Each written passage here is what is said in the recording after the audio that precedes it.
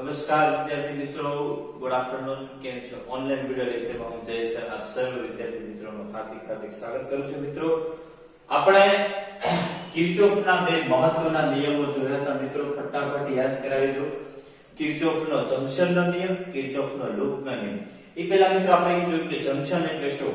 તો કે વાહકો જે બિંદુ આગળ બે કે તેથી વધુ વાહકો ભેગા થાય તે બિંદુને કહેવાય junction point, branch point, junction. Loop વાહકોથી બનતો બંધ પરિપથ એટલે કે લૂપ. પછી આપણે કિર્ચોફના નિયમો જોયા. તો એનો કિર્ચોફનો પહેલો નિયમ, ફર્સ્ટ લો, એ જંક્શનનો નિયમ હતો. તેમાં શું કીધું? Sigma i 0. જંક્શન પાસે આવતા અને જંક્શન થી દૂર જતા વિદ્યુત પ્રવાહોનો બેઝિક સરવાળો કેવો હોય? અચળ. અને કિર્ચોફનો સેકન્ડ લો કે જે લૂપ માટેનો હતો, સિગ્મા E સિગ્મા I. બરાબર. હવે બે દાખલા એવા છે કે ગયા વખતે મેં છોડ્યા હતા, જે આ વખતે આપણે લેવાના છે.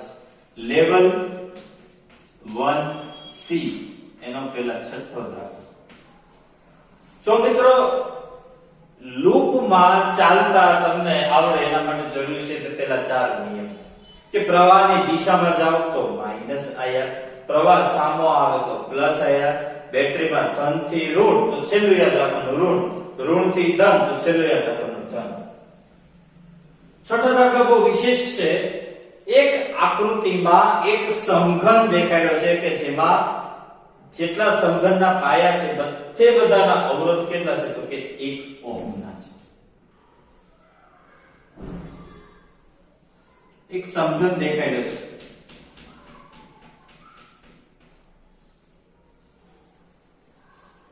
એક સમઘન છે.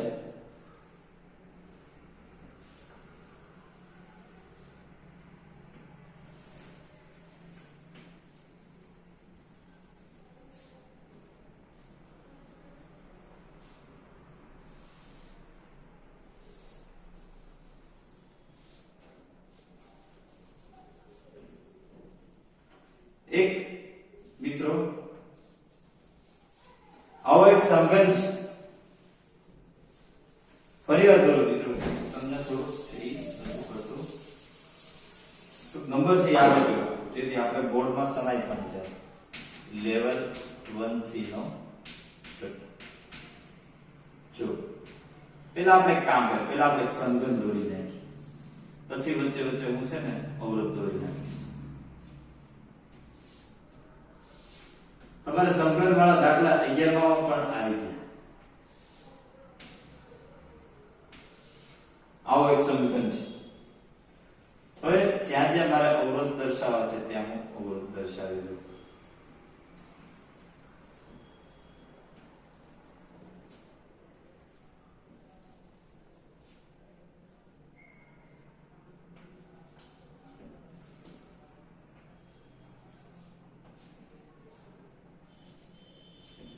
બધા અવરોધ છે.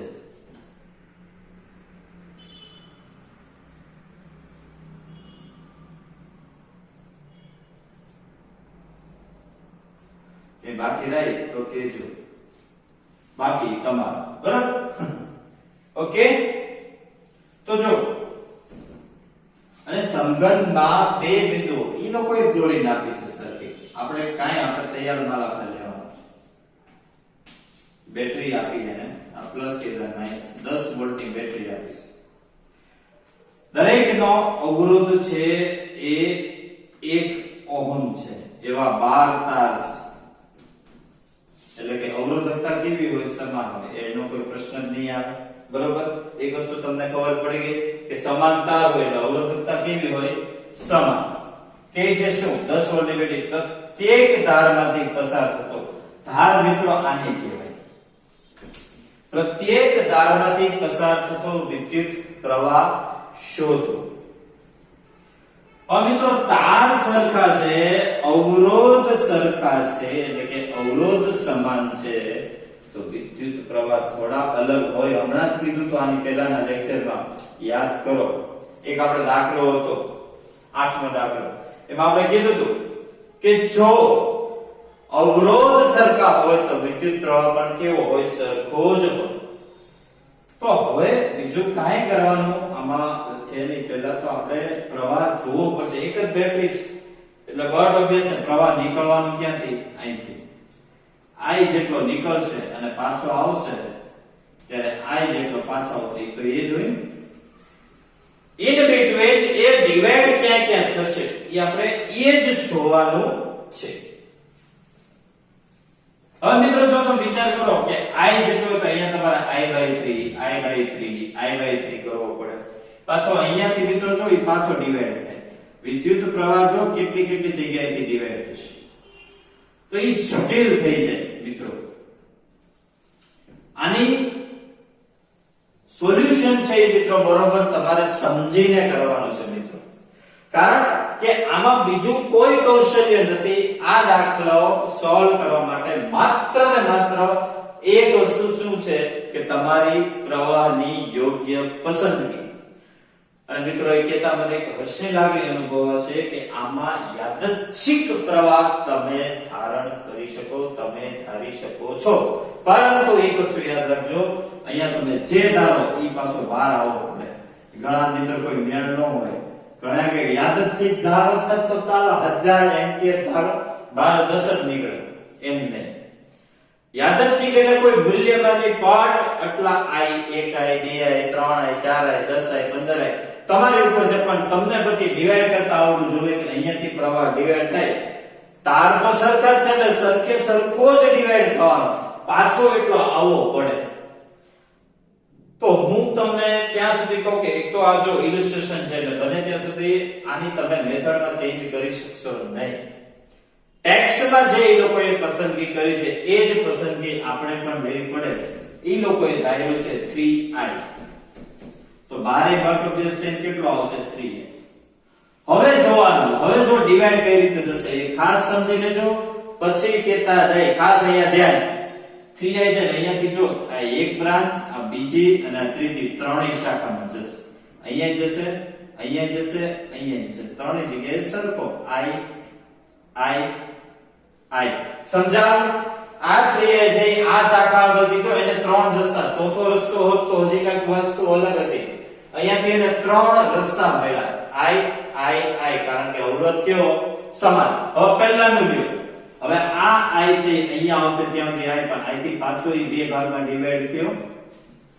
સમાન અવરોધ એટલે અહીંયા એના પાછા I ના શું થાય? I/2 એવી રીતે I તે અહીંયા આગળ જો વચ્ચે અવરોધ રહી ગયો. જો આપણે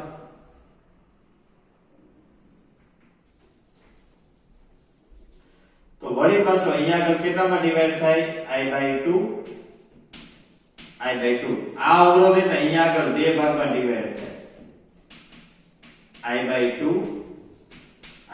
પ્રવાહની પસંદગી જો ખાસ સમજી લેજો, બાકી કાંઈ અઘરું નથી.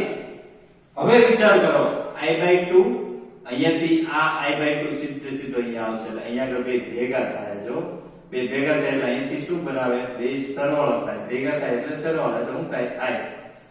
પછી આ I/2 અને અહીંથી I/2 ભેગા થાય એટલે અહીંયા શું બનાવે? I. આ I/2 આ I/2 અહીંયા ભેગા થયા એટલે શું બનાવે? I. અને પાછો અહીંયા જો મોટો પોઈન્ટ આવ્યો I. પાછા ત્રણેય ભેગા થયા, બહાર કેટલો આવ્યો? 3I. આવી ગયો. જે આપણે જોતું તો પ્રવાહની પસંદગી સમજી લો એટલે આ દાખલામાં બીજું કાંઈ નથી. 3I લીધું, અહીંયા ત્રણ શાખામાં ડિવાઇડ થયો. અહીંયાથી વળી પાછો આ I છે બીજી, આ બે શાખામાં ડિવાઇડ થયો.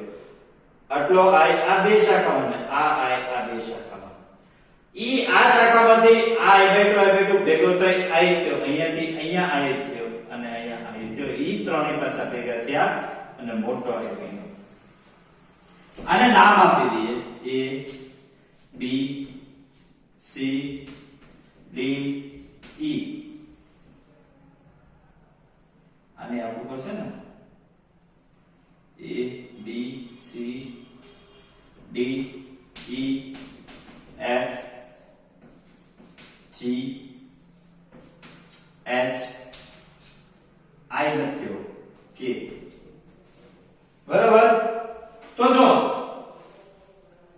નથી હવે તમારે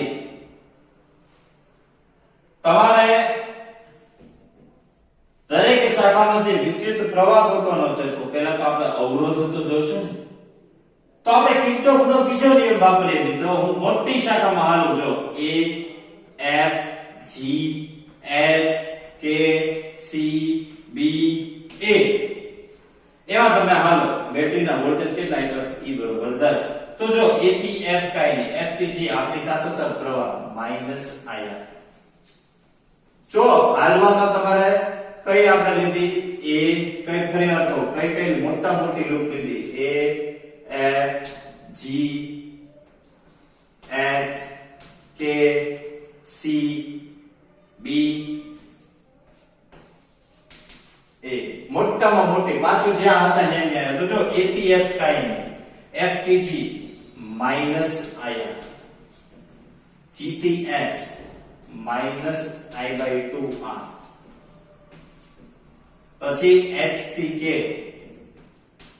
-IR પાછું અહીંયા આવ્યા ઋણ થી ધન E બરોબર 0 તો E બરોબર કેટલા આવ્યા IR એટલે કેટલા થાય 2IR માઈનસ IR/2 એટલે 2 દુ 4 ને 5 થાય ને હેલો સમજાણો પણ અહીંયા આપણે ભૂલ કરી અહીંયા ત્રીજો ભાગ થાય ને મિત્રો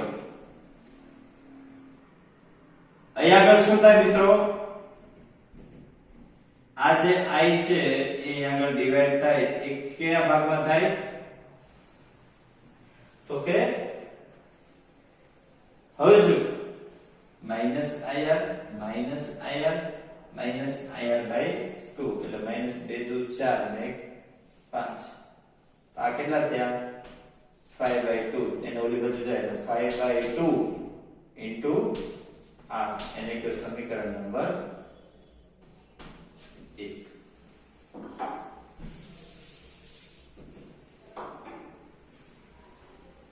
બરાબર છે IR આવશે ને હવે હવે સમજો આપણે જો સમતુલ્ય અવરોધ શોધવો હોય તો જે બે બિંદુ વચ્ચે બેટરી હોય જો કયા બે બિંદુ વચ્ચે બેટરી છે F અને C વચ્ચે ઈ બે વચ્ચે એક સમતુલ્ય અવરોધ જોડી દેવાનો એટલે શું થાય એક સમતુલ્ય અવરોધ તો આપણે ગોતવો પડશે ને માની લો કે આ ઇક્વિવેલન્ટ તો જો આ બે વચ્ચે તમે સમતુલ્ય અવરોધ શોધી લો તો હવે તો આ લૂપમાં હાલવાનું છે તો E R શું થશે 3I R ઇક્વિવેલન્ટ તારે કે સમીકરણ નંબર 2 આ બેને સરખાવો તો R ઇક્વિવેલન્ટ બરોબર શું થશે 5/6R આને કયો સમીકરણ નંબર 3 હવે તમારે I ગોતવો છે તો E બરોબર 3I I ઇક્વિવેલન્ટ એટલે 5/6 હલો આ ગણતરીઓ તમને આવડે જો આ બેન સરખાવો કાં તો ગુણોત્તર લ્યો અહીંયા 1 આવે અહીંયા 5 છેદનો છેદ અંશમાં છેદમાં 2 તેરી 6 I ગયા R ઇક્વિવેલન્ટ બરોબર 5/6R I ગોતવો છે E બરોબર કેટલા થાય 10 તો 10 * 60 ગુણ્યા ભાગ્યા 5 તેરી 15 R બરોબર 1 એટલે I બરોબર આવ્યું 4 એમ્પિયર પતી ગયું જો આમાં બીજું કાઈ નથી કશું જ અઘરો નથી પહેલા તો તમને પ્રવાહ કઈ રીતે તમને શીખવાડ્યું પહેલા પ્રવાહ અહીંયાથી શાખામાં કઈ રીતે ડિવાઈડ થાય એ આવડવું જોઈએ પછી લૂપમાં ચાલતા આવડવું જોઈએ તમારે બે વસ્તુ ગોતવાની છે ઇક્વિવેલન્ટ અવરોધ અને પ્રવાહ ઇક્વિવેલન્ટ અવરોધ કઈ રીતે મળે તો જે બે બિંદુઓ વચ્ચે તમને બેટરી આ જોડી આપી બે વચ્ચે બધું જ કાઢીને એક મોટો અવરોધ જોડી દેવાનો હંમેશા યાદ રાખજો બરાબર છે મિત્રો એકદમ સરળ છે ખાલી તમને લૂપમાં હલતા અને પ્રવાહ ડિવાઈડ કરતા આવડે એટલે આ આવડે બાકી કાઈ અઘરું નથી 2 મિનિટ 1 મિનિટ આપું છું જોઈ લો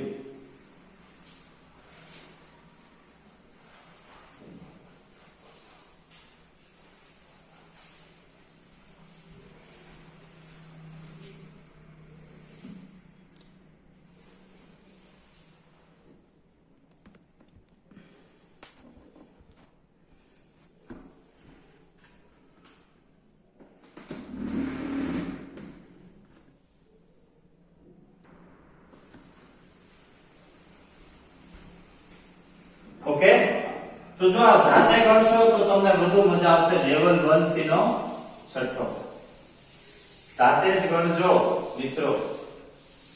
ઓકે, જવાબ દો.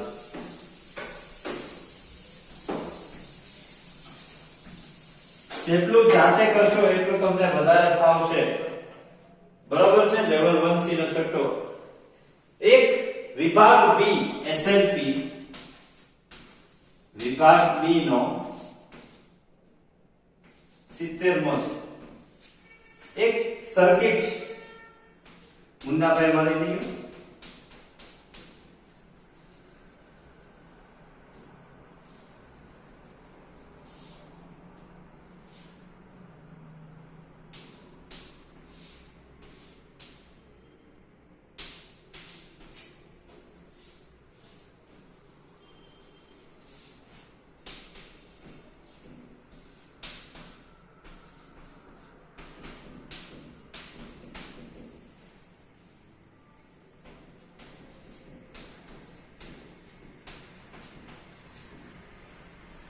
આવી એક સર્કિટ છે ને કીધું છે કે 12 ઓહમ માંથી વહેતો વિદ્યુત પ્રવાહ કેટલો. તો મિત્રો કરવાનું શું, એકદમ ઈઝી છે. કિર્ચોફના નિયમને યાદ કરો મિત્રો. આપણે માની લો હું યાદચ્છિક નામ આપી દઉં A B C D E F. તો હવે આ લૂપમાં હાલીને કોઈ મતલબ જ નથી. જ્યાં જેના લગ્ન હોય એના ગીત ગવાય તો આ લૂપમાં હાલી જાઓ. A C D E F S પતી ગયું. A થી C ધન થી ઋણ ઋણ, ઋણ થી ધન ધન, અહીંથી બહાર નીકળો -IR બરોબર 0. તો જો -5 + 5 0 બરોબર શું આવે IR પતી ગયું. I બરોબર 0 પતી ગયું. લ્યો બરાબર જોઈ લો.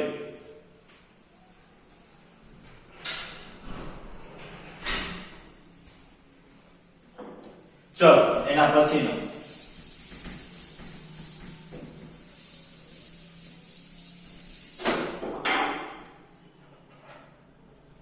લેવલ 1D એનો 9મો NCERT એક્સરસાઇઝ એક્ઝામ્પલ છે કે જેમાં તમે મેથડ ચેન્જ કરી શકો. એક નેટવર્ક આપ્યું છે.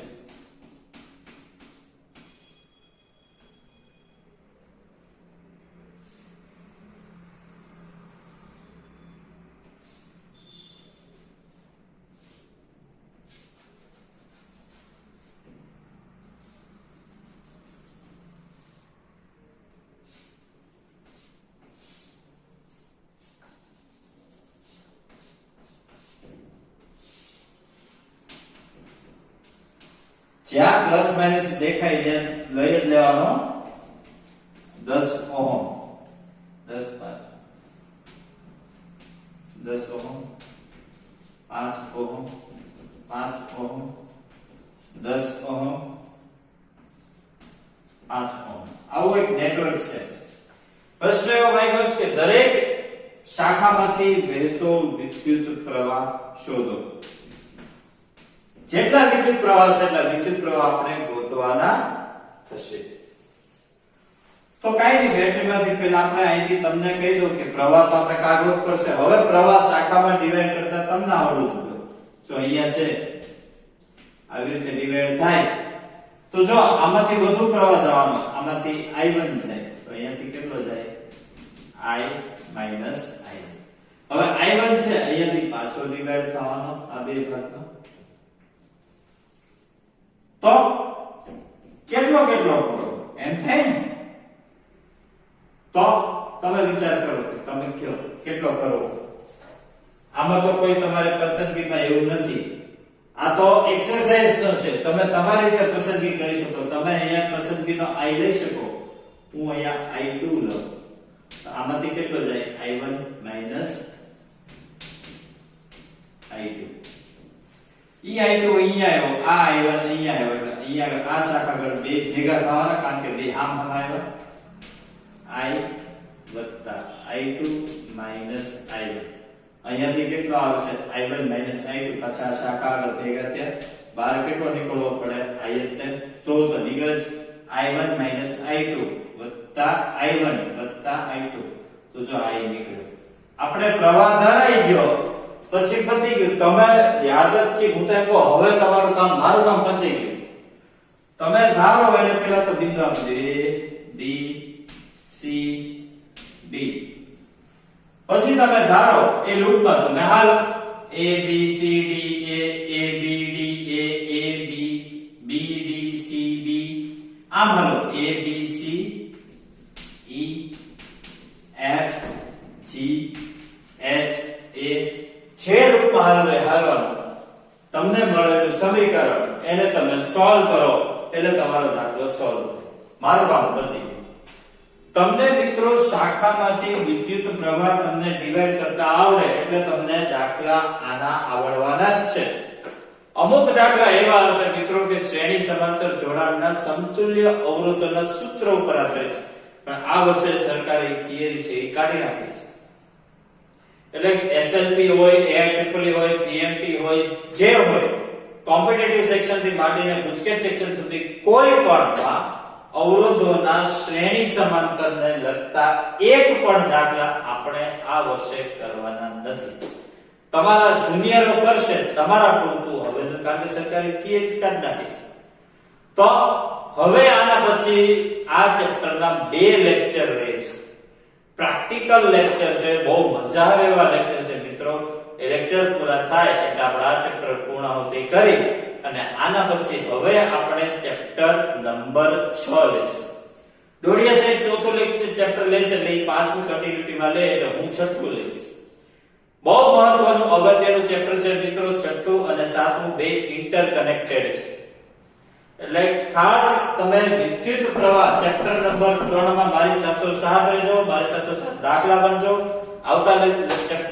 આવતા વીકમાં ચેપ્ટર પૂરું થઈ જશે પછી તમારે છઠ્ઠું સાતમું ચેપ્ટરમાં સ્પીડ 100% આપણે આવવાની જ છે બરાબર છે મિત્રો તો ત્યાં સુધી મિત્રો આજના લેક્ચરનો હોમવર્ક તમને લગાવી દઉં જે કઈ જાચું આજે છે નહીં પણ લેવલ 1C એનો છઠ્ઠો લેવલ 1D એનો નવમો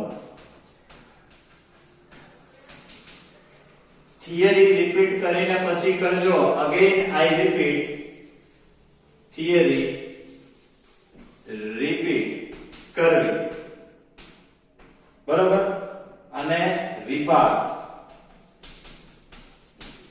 SLP JEE નીટ